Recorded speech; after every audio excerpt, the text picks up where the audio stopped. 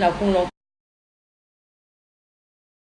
ben na kunlon kene ni kaya amba fo ala subhanahu wa ta'ala nyana ala subhanahu wa ta'ala le ka ben na kunlon kene ni kaya donc amba fo ala subhanahu wa ta'ala nyana ala ka du'a jabi ala subhanahu wa ta'ala ka du'a jabi ma fo alhamdulillah rabbil alamin tanu masayala ala subhanahu wa ta'ala mi sona ka dimashi irana ambora dimashi temenna kana dawa ke bituguni ala subhanahu wa ta'ala sona kana dawa kene sigi tuguni bi ama fo ala makal alhamdulillah rabbil alamin ala subhanahu wa ta'ala mini fori kaka ala subhanahu wa ta'ala mini fori kaka ala subhanahu wa ta'ala mi be klali ke ala subhanahu wa ta'ala mi be soli ke ala subhanahu wa ta'ala mi hine mansaye ala subhanahu wa ta'ala mi kene mansaye ma fo ala subhanahu wa ta'ala nyana mogo mangene kene ni kaya ma de ala subhanahu wa ta'ala fe kene abe ala bolo kadi bana bagato ma ala ka kene ade ambema ma fo ala subhanahu wa ta'ala nyana bana bagato fe be Côte d'Ivoire territoire qu'on avait chu de la chu de cocody chu de engrais abe chu de Trècheville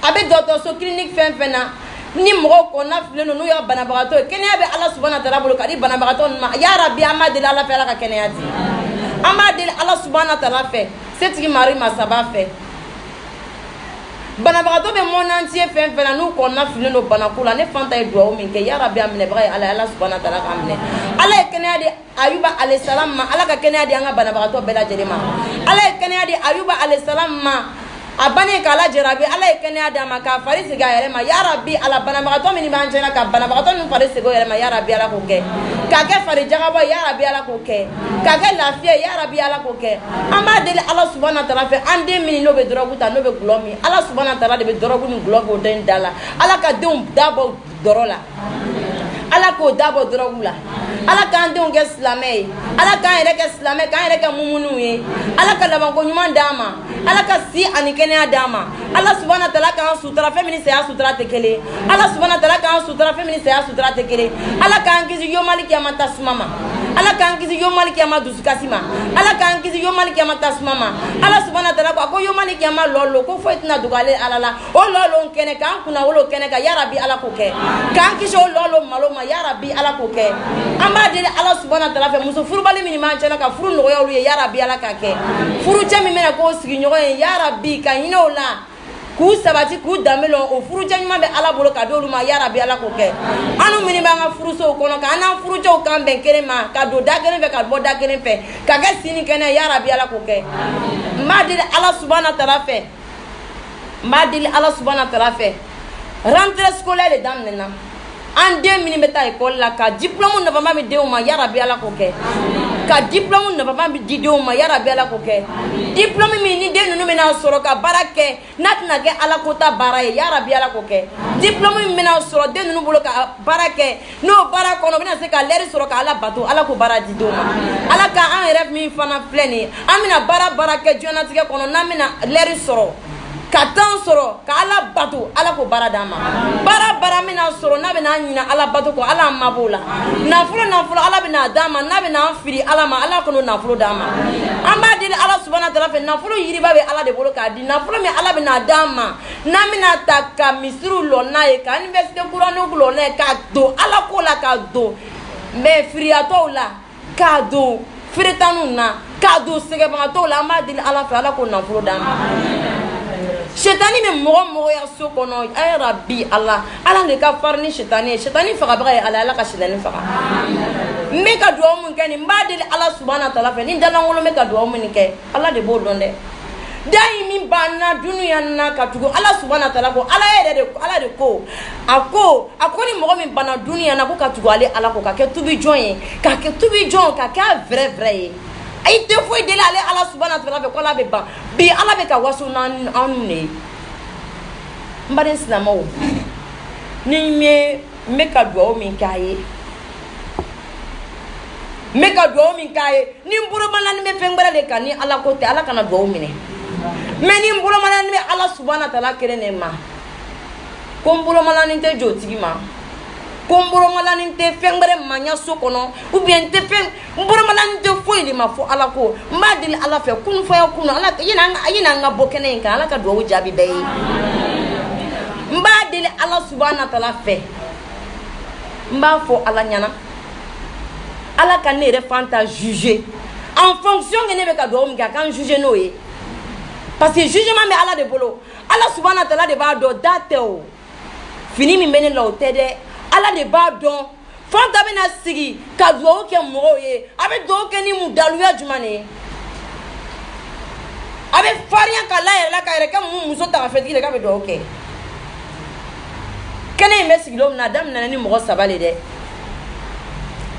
mais bi mo sabate o ala subhanahu wa ta'ala amba de la fe aka yanke duwa ujabi yoro aka ke baraka yoro ma de ala subhanahu wa ta'ala que sa glorieuse puissance se manifeste à travers moi ala baraka do Abraham alayhi salam kola ala ka baraka do ankola ala subhanahu wa ta'ala mi baraka do Abraham alayhi salam kola ka toke toye to min ka bon ya rabbi ala ma de lo ala fe ala ka nga duwa ujabi ala ka duwa ujabi aka ke Isaac alayhi salam yere ko so aka nga duwa ujabi aka ke Jacob alayhi salam ko so aka duwa ujabi aka ke Moïse alayhi salam ko so aka duwa ujabi aka ke Yusuf alayhi salam ko so aka nga duwa ujabi aka ke Jésus fils de Marie alayhi salam ko so aka nga duwa ujabi aka ke Marie alayhi salam ko so aka nga duwa ujabi aka nga duwa ujabi ni jon yere fana ninga kene sunna no e o de dawa kene sigi aka ke belebele ka belebele ko so aka duwa ujabi sunna aka ke Aminata den kanu ko so aka duwa ujabi sunna aka ke Abdullah den kanu ko so aka duwa ujabi sunna Allah subhanahu wa ta'ala ka ke aka meleke nyuma ko so aka nga duwa ujabi sunna aka ke Israfil ko so aka nga duwa ujabi sunna aka ke l'ange Gabriel ko so aka nga duwa ujabi sunna no e Jibril alayhi salam yi aka ke Mikael ko so aka nga duwa ujabi sunna aka ke alqur'ana ere bunya ko so aka nga duwa ujabi aka ke anyere ka kalanso ere kanu ko so aka nga duwa ujabi ma dil Allah subhanahu wa ta'ala fe aka ke antara maka kata ichi minke na ya ko kanje aka ko bunya no kanu ko so ale ere ko ni mo bora maka kana ko tanke imale tana ko ke fokatisa kite duwa ke kale ko duwa mi ale ala ta mine amba dilu Allah subhanahu wa ta'ala fe ambora kene sanu maneka ambora chien kene neka ambora ale ala ka so de kono amba fo Allah subhanahu wa ta'ala ni fanta duwa umke ya rabbi amine ba ya ala ka amine tara wore duwa umke amine ba ya ala ka amine ma fo ala nyana tuguni qui me juge au très haut selon ma justice nous sommes me tuga amina bi akan juge no e ka duwa woni mine ale de ba do ne be tuga amina bi ale de ba do ne na le be contact mina bi ale ala de bo do mbade islamo ande muso minima furu ala ka furu no yo we mi me salaya la islamia la ya rabbi alamba din ala subhanahu wa ta'ala fe ala ka salaya bo la islamia la mini me ka islamia négliger ka ke ko fe ko e amade ala subhanahu wa ta'ala fe ala ko lu do islamia la ma do kaye do kerengren do kaye sunna ala kana fili bagaba mo ko la ala kana fili bagaba mo ko la parce que ni mo ni fin fili la ibe fili ala ma ala kana fili bagabo an ko la ala ka waloju bo an ko la ka mumuni bo an ko la bade islamo ala ka nga do mine na la subhanahu wa ta'ala le 2 irana le 2 octobre ni ma fili abe ben mercredi be fo jura kana chukudi araba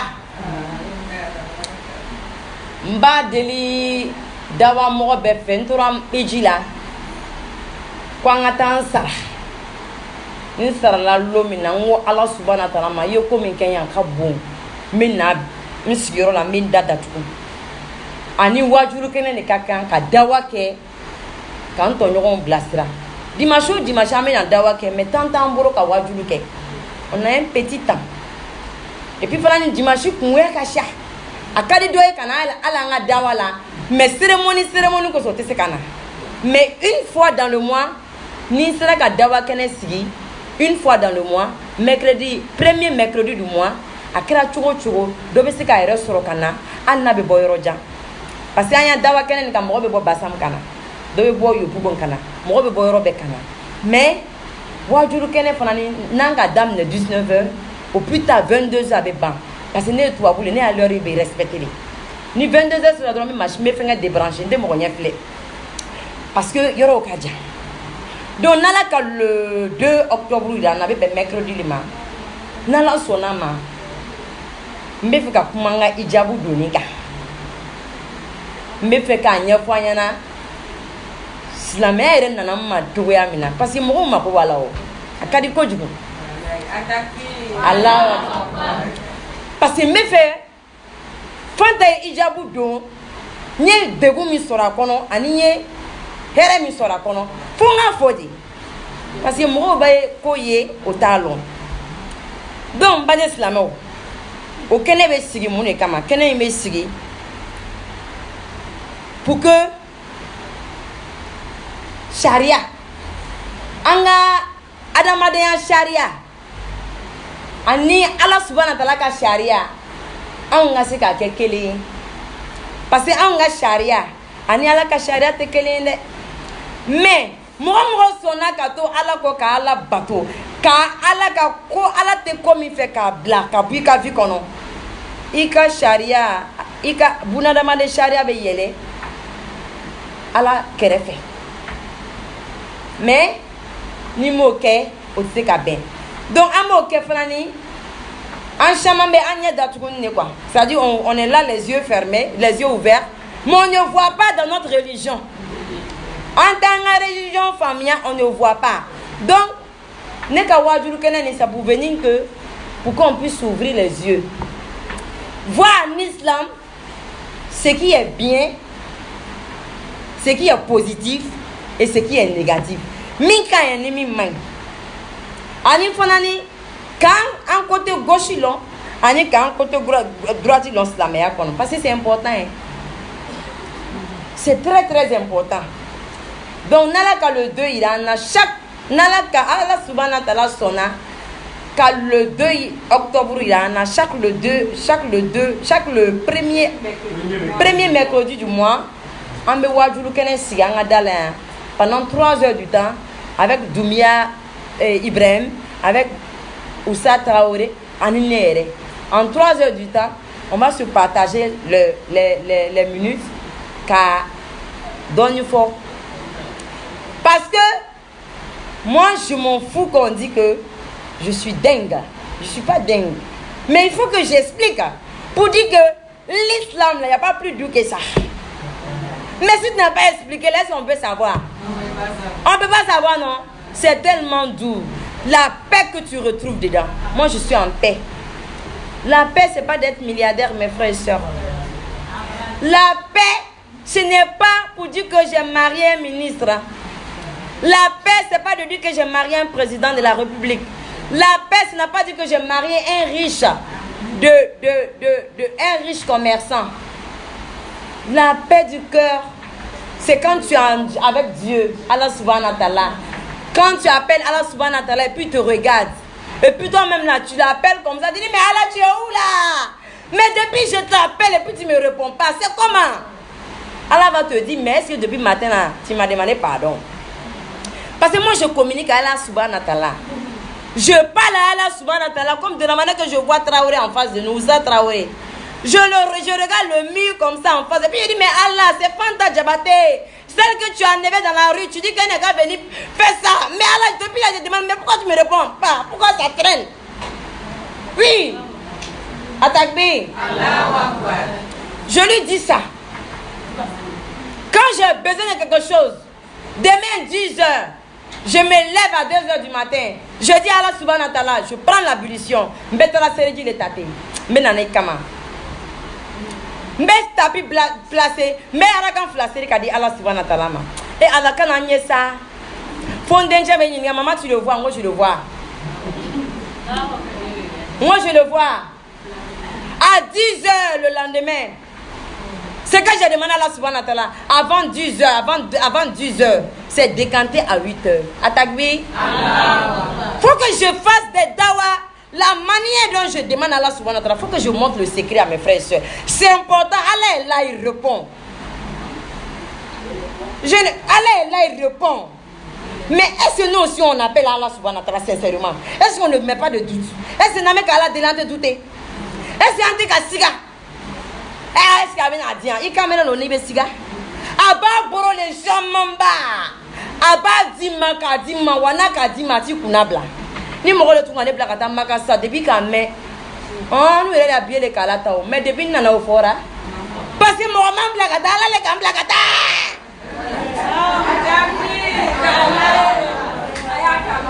Allah subhanahu wa ta'ala me fe kata iji kenyina prala nkuranjera nya bebla ikoso mbla kata tuni kata nko kanje dia ya ye ko fatena ko meile ala ya ko lebena akoda ko fanta ngame ayem mbla kata matawa santara frani ko beko maina mo be salonyi do na ngoni yemune ko awawle aja danse ko ni ma do ko amai ne fanta ko ni tara ko ba ni mo mi kayenyelo ba fo aja o tigi bi bunya ngo olewa. Bon, je ne voulais pas mettre. Aucun force. Bon, d'accord, comme on est de nature, c'est un peu vrai. Et puis, j'ai vu qu'avec ce qu'on voit après, quoi, on peut tirer. Moi, m'a do quoi, pour vous faire plaisir, m'a do quoi. Tu vois, non? Mais dans le groupe de comment, non. Pour ça n'a rien à voir. Qu'on n'a pas groupe de café, mais moi, à ma quelle dernière voyons. Quand il y a un muso, mais il est qu'il faut lui qu'on fantania que. Chacun s'engage, qu'il y a un apprécié, Robert. En fait, à la conne. Et on dirait qu'il doit nous faire corrocaïra. Oh! Allez, réponds. N'est qu'à barrer un fleur qui est bancoun. Ne tolère la coula. Bête de zéro là. Tiens, bête de zéro là. Tellement que mon de zéro là. Quel est le maître ici là? Quelqu'un nous voulait qu'à déli à faire là. À quoi table? Kounou. Voilà. C'est fantastique non. Ni café ni de folie, il y a pas de café qu'à quel est bon non. Moi m'en fort, mais me fait ya il a ni cli le café il y a. Mais na me donne voler ça café là. Na sona. Mais na loni le café ni ma fa yana. Na surati ni réciter. Ko flabe to ta café ala nyana. Ngo ala ni ko ki sigin me balma ya juruka. Me fait ka essayer mboni na maka. Ika kere ni bang. Kere ni nana. Nga fa yana. Akoka te son. Qu'on faut pas me dire ça. Je te giflé. C'est quoi ça? Il flâne benya. Il vient ngo hey. Ngo mo te jama ja kuna. Ngo sinimi wala meta. Soma wila ma décourager o. Nga longa mika o. Nga la deri o. Nga lo ko ke metrage bi mo bla kananta. Nga mo bla katata. Antara kere bayoro la. Anu minitra kere bayoro le kana nan fiye parce que anu ma kere bande. Anu dara lu fla ka nyogo ka baro damne. Atakbi ka baro damne ka ta soro bana ba to dobe ka nyina anu yere ko ka fa frani yere lore fra dobe ne bula le beni soye ni ça ce n'est rien ne reste grande ko Allah wa kibaru anga la ganzara se la ganzara nyama mina ne boru ne bana ka la ganzara refe o ko ane na plate se la ganzara ko be ngote san filali tellement que o bena ma doni yetere ma nga woleli kebi ken ne ka doni ya téléphone da ko allo donne la donne nyega ngwe ngabe nyon fa ngwa bana ngo vi ngo boni ala ya vi lede ngo ala ngo akana kulen kala sa amanga dawa kene sanuma baiwa amanga faida kene wa wani bi nanu ya dawa kene kaya na ka soro shitani bi dala be bu dala ibe to ka elete mate duika parce que ala ta yere soso ala subhanahu wa ta'ala ta yere soso ala de ne wele kana sigi kene nin kan politique kene tɛ yɛrɛ yira kene tɛ ala ka kene de do n'a y'i diya i ka sɔn a la n'a m'i diya i tɛ sɔn a la wa n bɛ kuma kelen fɔ a ɲɛna n'a ka mɔgɔ mɔgɔ a bɛ na dimanche o dimanche dawa la n'a tɛ na tugun n'a y'a bɛn a kana dawa ko kuma fɔ a ye a ka ɲɔgɔn fo kana fɔ mun na e tɛ na dawa la tuguni mun na e tɛ na c'est que n'a b'a nafa a bɛ na parce que a tɛ dresse kelen bɔ yala yan. Ala koli mɔgɔ tɛ mɔgɔ forcer la mɔgɔ tɛ mɔgɔ forcer ala ko la i kɔni bɛ mɔgɔ nɛgɛ ka don ala ko la mais kana kɛ ni tora k'a tigi ɲininka yɛrɛ bɛ sira bila ala k'an kisi sitani tɔɔrɔ ma ala k'an ka wajulu kɛnɛ yira an na a bɛ diɲɛ ye o don wajulu kɛnɛ kan bɛɛ ka mɔgɔ invité an bɛ fɛ ka i invité an ka malumatu yɛrɛ le ka di wajuru kene ka ikala lame akwa ejabu soro chuga mina mba déclarer ka nya fosa parce que mo mako abena singa dawa kene ka amako be nga histoire la o abala ka edro meji jambar la dro ka bokuna ka fini ka fosiri jamjon da dro ko bar ko firi ka meji magale re madro ko ka tableau ko ka kalanga yoro et ala be c'est ça on ne bora mo bawlila ne bora mo bawlila lungere chero na ne ni mbamsu nyana chetara ne bamsu ko kimaye ko ni mo suku ba ke mo bi nini ni ko mbamsu mala ka nyina na ngide do kenye ako imbe do ki wa be yele ma pasima bo mo langolona ali nte joro ile be yele ma mais avec peut-être atuna kenyana mais be yele ma fo dien ba la kali sauf nan abi kali fo na ka soro ka bora akko na bora mo langolona fo na ka soro e ala Mario, même fanyana, ay to kana fanta la me. Mote ala soro ni mana ala yorola. Mote ala soro ni mana ala yorola. Et puis min kadi ay to ka drogo le takana nya keneka. Ani sularu, ani sunguru bawo. Ani mo amini chenno, ni bebu korofo quartier la. Ay to ko le sama ne mako bolu le langa keneka. Parce que mama fo ne panda ma junior kono. Parce que dans Tchèque, on te moque la mer couille. Ni mi ko esele leri sira me do kaburu kere woni fara na sanera baratuno. Ibwanda la sa me do kaburu kere woni anige bora leri bese leri sira. O tera mune kera. Aw ni kira fara la woni kanwa leri bese leri sira. An bebete. Femi ne bo bela kana sama kana ne nyongo kana sigi duguma.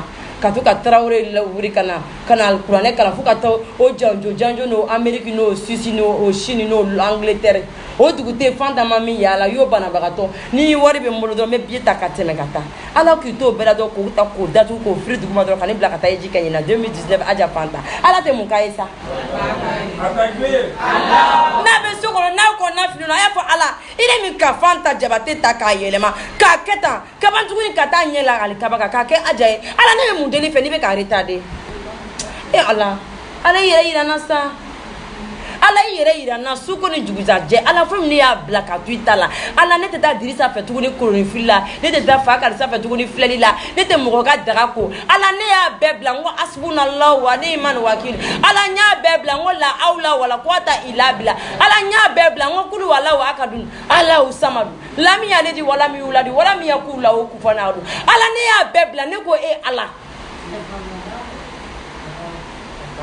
mais ala yere ko ni mo mi ya bebla ke ala deli ke te retardé muna ala depuis na ne be ke deli te kan jabi ala ne be fe ki jabi ala be fe nga défi le lancer ne be to ka défi le lancer ala me to ka défi nganga ndingi sini arafa ajine ngam ne we ala ile na ni e bi ajine donner la ngamfle bouton ma kono chero be ngara be ni nga yere fa yere la mo ete so mo ajine kuru fa yene sini to ma cha bugani sira arafa nga kule kuru kan ki wole atakbi Allah ntora kari kono do anya médecin ga comprimé do jango ta ngono ça la même là ça fait rien kari kono tukuni bébé kuma ko pande sumana bi de ngwai bon je suis en train de méditer de ka méditer 10 minutes benka ntora nya be ngo ngonte muzo do mango ngo jato nyaga mina ko jugu mo ko hake ko jugu ngala be kaneta sama ka bonela yena nse arafa kaneka ngone kan ngonye kuma mi nyi na kuma mi bondala ngima ya kan kamine ngonkan ansira dron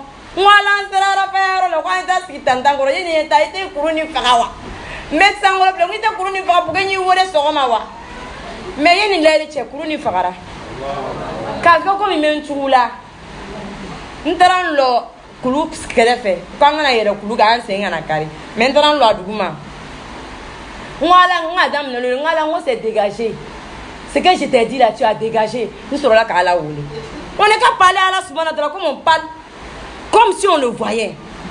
Mais à nous, la même nous, on a quelque chose à dire. Nango, assalamu alaikum wa alaikum salam, assalamu alaikum wa alaikum salam. Allah, ni ne venez na quoi, en même temps. Il est réveillé à la dire, il n'y a pas de finesse dedans. Il faut le séduire. Il faut séduire Allah subhanahu wa ta'ala quand tu lui demandes. Comme tu es en train de demander à ton camélé, à ton mari, ceux de le séduire. Il faut qu'il sente que les yeux la brillent. La langue parle. Oui, il faut le séduire. Il faut lui montrer que tu es là. Tu as besoin de ça. Il va te répondre. Kala subhanahu wa ta'ala nous répond. Kala nous répond. Ni mbolo mana ni me ko gere le mani ala ko te bi. Ni do mu kala kana mine. Mais ni mbolo mala ni me ala ko le mama fo e kan fo alquran